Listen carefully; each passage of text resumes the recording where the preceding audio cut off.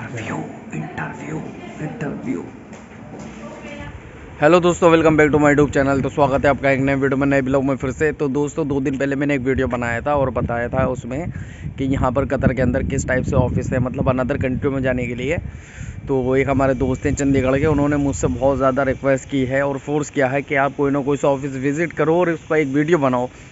तो मैंने भाई अप्लाई किया था 2 दिन पहले। अगले दिन मेरे पास कॉल आ गया था, उन्होंने बोला इंटरव्यू लेना है आपका। तो आज मेरा इंटरव्यू है। अभी मैं उबर का इंतज़ार कर रहा हूँ भाई, और इंटरव्यू देने के लिए जा रहा हूँ और देखता हूँ भाई इंटरव्यू में क्या क्या होता है, क्या क्या होने वाला है। ये मेरे लाइफ में पहला इंटरव्यू होगा भाई, मैंने अभी तक कोई इंटरव्यू नहीं दिया है अपनी लाइफ में। तो भैया बारिश हो रही है अच्छे वाली, जुम्मा है आज, मॉर्निंग है और आप देख सकते हैं 29 आया है भाई ऊबर का बिल यहाँ तक का। काफ़ी लॉन्ग वे था।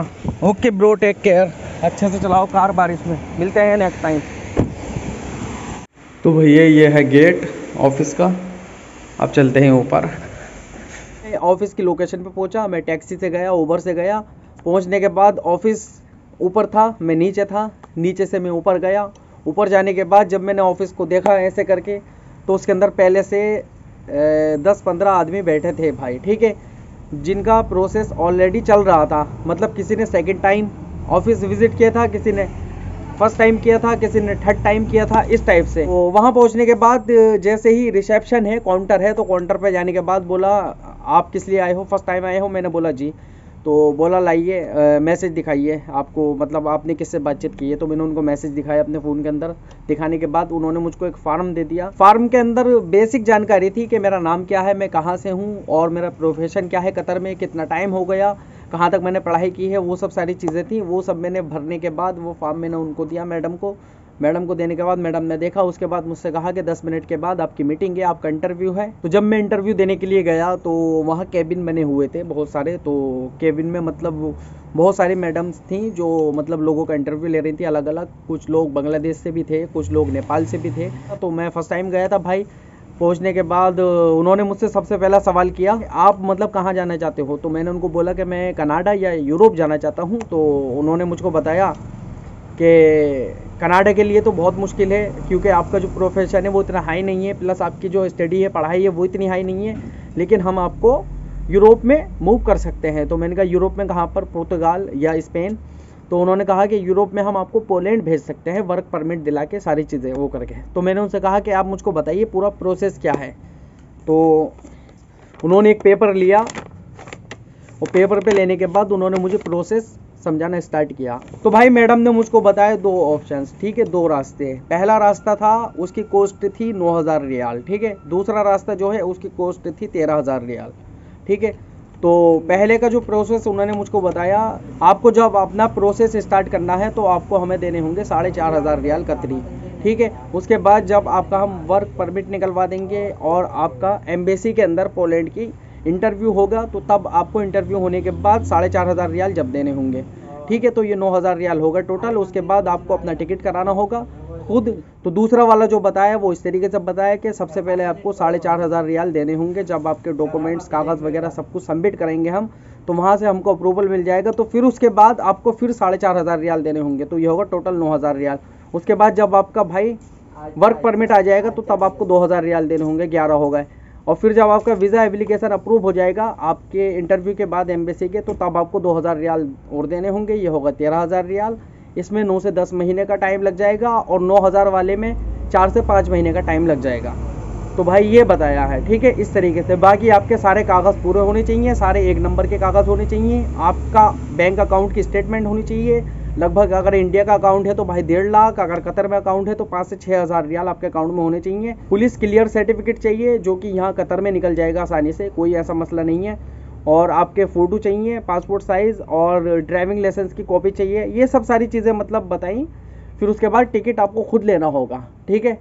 तो ये सारा मुझको प्रोसेस बताया गया भाई। उसके बाद मैंने उनसे एक सवाल किया कि अगर हमारा काम नहीं हो पाया इस तरीके से, यानी हम नहीं, किसी वजह से हमारा काम रुक गया, नहीं हो पाया, तो फिर हम क्या करेंगे? तो उन्होंने बताया कि एक तीसरा रास्ता भी है, फिर हम आपको थर्ड पार्टी के पास सौंप देंगे, ठीक है।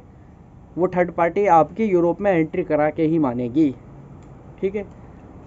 मैंने पूछा उसमें कितना खर्चा हो आएगा, तो उन्होंने कहा कि 2,000 प्लस और कर लो रियाल कतरी। तो आप यूरोप में मूव करा के रहेगी थर्ड पार्टी जो होगी। तो भाई ये बताया मुझको सब कुछ जो मैंने आपके सामने बताया खोल के। अब मैं बताता हूँ कि मैं वहाँ पर 2-3 लड़कों से मिला, तो मैंने उनसे बात की, तो एक लड़के का वर्क परमिट आ चुका था, तो उसको लगभग 5 महीने हो गए थे। 5 महीने पहले उसने अप्लाई किया था, तो उसका वर्क परमिट अब आया 5 महीने के बाद। उसके बाद 3-4 मुझको पंजाबी लड़के भी मिले, तो उसमें से मैंने एक बंदे से बात की थी, तो उन्होंने कहा कि हम लोगों ने भी 6 महीने पहले अप्लाई किया था, तो हमारा भी वर्क परमिट मतलब आ चुका है। तो मैंने उनसे कहा कि आपको लगता है कि काम हो जाएगा, मतलब आप मूव कर जाएंगे यूरोप में? तो बोले हाँ, ये तो मतलब कंपनी है, करा के रहेगी। तो मैंने कहा चलो अच्छी बात है। तो भाई इस तरीके का एक्सपीरियंस रहा मेरा। भाई छोड़ दो यार मुझे दोस्त, हाँ मुझे छोड़ दो यार, टैक्सी का भाड़ा आएगा ज़्यादा यार। नहीं, सनैया तक छोड़ देगा। हाँ तो मुझे छोड़ देना आप यार, ठीक है। फिर उसके बाद मैं जिन लड़कों के साथ में वापसी आया भाई वहाँ से, तो उसमें जो एक लड़का था उसका वर्क परमिट आ चुका था भाई, और जो दूसरा लड़का था उसका वर्क परमिट नहीं आया था, वो नेपाल के लड़के थे। तो जो दूसरा लड़का था उसने 9,000 रियाल पे कर दिए थे ऑलरेडी, वही 13,000 वाली स्कीम में। तो 9,000 पे करने के बाद कब तक बोला है आपके वर्क परमिट को? जब अभी 3 महीने बोलता है, 3 महीने के अंदर बोलता है, मतलब आपने ऑलरेडी 9,000 रियाल जमा कर दिया है, उसके बाद भी वर्क परमिट नहीं आया है, 3 महीने के बाद बोला है। धमक भाई कहाँ गया है? धमक भाई दूर से दिखा दो। धमक भाई नहीं देखा है यार, मतलब मिठाई खाएगा दिखाने की हैं? नहीं। क्यों मना किया है मैडम ने? हाँ। ये बात है भाई, मैडम की बात मानोगे तुम? अरे मैडम का बात मानना चाहिए। तो भैया देखो, इनसे मेरी अभी जान पहचान हुई है, इनसे धमक भाई से, और ये चमक भाई हैं। तो ये मुझको लिफ्ट दे रहा है, लेकिन मैं इनसे पूछने चाहता हूँ इनका एक्सपीरियंस, लेकिन ये शेयर करने को तैयार नहीं है। धमक भाई को मिल गया है वर्क परमिट, वो नहीं दिखा रहे।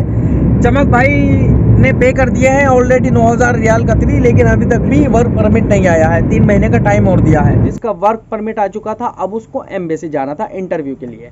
तो भाई इस तरीके का सिस्टम था। अब देखो, मैं नहीं जानता भाई कि काम हो जाएगा या नहीं हो जाएगा, ठीक है।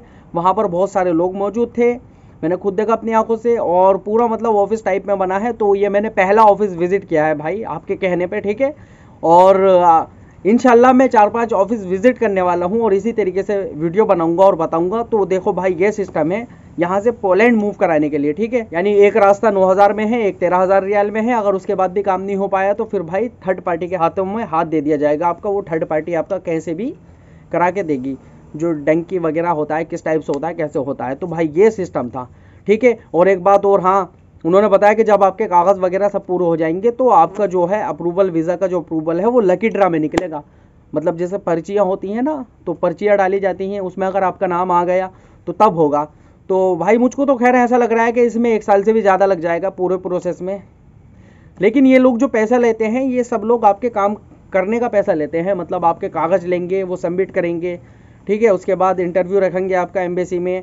तो ये सब सारी चीज़ें हैं भाई जो मैंने आज एक्सपीरियंस की थोड़ी सी। अभी नेक्स्ट वीक हो सकता है इंशाल्लाह फिर से किसी ऑफिस में जाना हो, और वहाँ भी देख कर आए कि कितने पैसे लगेंगे और क्या सिस्टम है, क्या सिस्टम नहीं है, और लोग मूव हो रहे हैं या नहीं। तो ये सब सारी चीज़ें भाई देखने वाले हैं।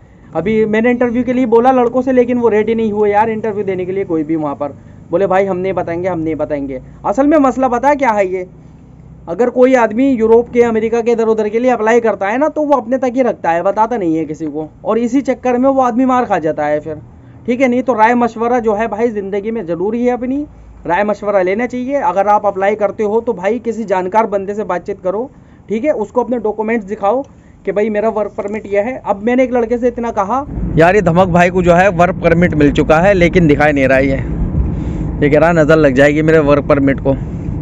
अरे यार दूर से दिखा दो यार धमक भाई। धमक भाई तुम्हें तुम्हारी बाली की कसम है यार, दिखा दो दूर से। लेकिन इसने वर्क परमिट नहीं दिखाया अपना मुझे, ठीक है। मैंने इतना कहा, इतना रिक्वेस्ट की बहुत ज़्यादा। तो भाई इसलिए अगर आप प्रोसेस स्टार्ट करना चाहते हो, मैं ये नहीं कहता कि भी कंपनी फ्रॉड है या क्या नहीं है, होगा काम या नहीं होगा, ठीक है। मैं नहीं जानता, मैं खाली विजिट किया। विजिट करने के बाद जो उनकी स्कीमें थी वो मैंने जानी, ठीक है। और जो वहाँ पर बहुत सारे लोग थे उनको भी देखा, और ऑफिस में क्या क्या हो रहा था वो सब सारी चीज़ें देखी। तो अगर आप प्रोसेस स्टार्ट करना चाहते हो तो भाई किसी जानकार बंदे से ज़रूर पूछना, ठीक है, उसको बताना, उसको कागज़ दिखाना, ठीक है नहीं, और अपने सारे कागज़ किस टाइप से सबमिट कर रहा हो भाई, अपने पास सारे पेपर की, सारे कागजात की फ़ोटो अपने फ़ोन के अंदर रखना, ठीक है, यानी सारी चीज़ें एक नंबर में रखना। और सभी कागजों में भाई अपना सिर्फ एक ही जीमेल यूज़ करना, ठीक है, एक ही जीमेल पुट करना। मैं आज इंटरव्यू के लिए गया, ये मेरी लाइफ का पहला इंटरव्यू था, मैंने आज तक किसी को इंटरव्यू नहीं दिया है भाई, लेकिन मुझे किसी तरीके का कोई दबाव नहीं था, कुछ नहीं था, मैंने सिंपली वैसे इंटरव्यू दिया, मैंने ज़्यादा मतलब होशियारी भी नहीं दिखाई, कुछ वो नहीं, बस भाई देखो अगर किसी से जानकारी लेनी हो आपको तो उसके सामने होशियार मत बनो, उसके सामने ठहर के रहो, वो खुद ब खुद आपको सारी चीज़ें बता देगा। अगर आप होशियारी दिखाओगे तो भाई वो सामने वाला आदमी तुमको पता ही है, फिर वो समझ जाएगा। तो मुझको ये 2 स्कीमें बताई भाई, जो कि मैं आपको बता चुका हूँ। तो भाई वहाँ पर कोई मुझको ऐसा बंदा नहीं मिला, सिर्फ वर्क परमिट वाले ही बंदे मिले, कोई ऐसा नहीं मिला जिसका एम्बेसी में इंटरव्यू हो या उसका वीज़ा अप्रूवल हो गया हो। तो मिलते हैं नेक्स्ट वीडियो में, तब तक के लिए बाय, अपना ख्याल रखें। मैंने आपको ये जानकारी सारी आप तक पहुंचा दी है भाई, जिस तरीके से मेरा इंटरव्यू में एक्सपीरियंस रहा, क्या एक्सपीरियंस रहा क्या नहीं, और अब देखो इंशाल्लाह आपके लिए आने वाले वीडियो में फिर इस तरीके से ही किसी और ऑफिस में विज़िट करते हैं, ठीक है। तो मिलते हैं नेक्स्ट वीडियो में, तब तक के लिए बाय, अपना ख्याल रखें।